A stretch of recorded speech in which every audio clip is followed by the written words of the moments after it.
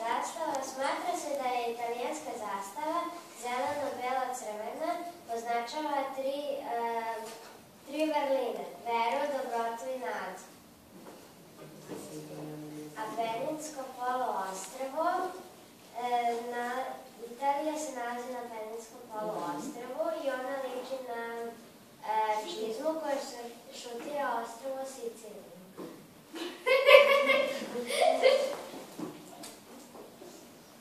Rim je glavni grad Italije. Još u davnim vremenima Rimljani su ga nazvali carskim gradom i dan danas možete vidjeti neke stvari iz Rimljanskog carstva. Koje se je? Pa da.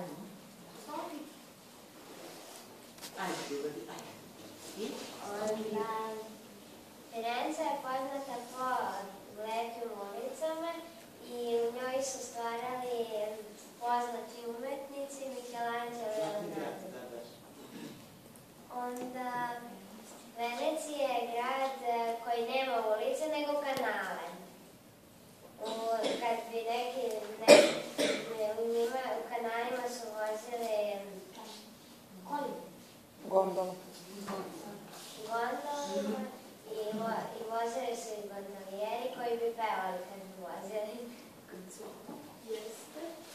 A sad su vaporetti, ti brodovi koji su u stvari autobusi na vodi, u stvari su njihovi brodovi, jel? Dobro. Onda bočanje je vrsta kuglanja koja je popularna u Italiji i ranije su se bavili stariji ljudi, a sad je popularna kod mladih. Jeste.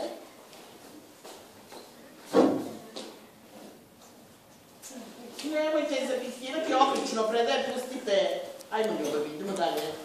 Onda drveni lutak Pinokio i njegove avanture svog deci u svetu su poznate, ali malo njih zna da je Pinokio u stvari stvoren u Italiji.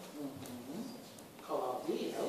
Onda Nakito Testa, oni vole da ih prave i pravi se tako što izabereš neko testo koje ćeš nadržati na konce i onda ćeš ih obojiti sa bojom.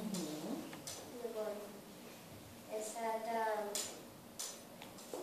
onda imam neku pesmicu moju pesmu. Ajde srce, ajde. Ja ću na srpskom, pošto nemam pojma da pročitam na engleskom. Ajde reci. Svog petlića ja izgubih juče, izgubih pa ga pronađeh svog petlića koji viče kuku kukuriku. Dobro, kako to zvuči na italijanskom ili možemo naći? Koja je melodija? Poznata melodija? Ima i na italijanskom. Dobro, pronaći ćemo i da čujemo malo italijanski. Imendan jednom godišnje svaki grad u Italiji slavi imendan, to jest slavi proslavlja svog zaštitnika grada i tad bi se ljudi oblačili u njegovu odeću i šetali po gradu. Onda rimski brojevi imam. Bravo, Ljubavi, vidim čega si se sve setila.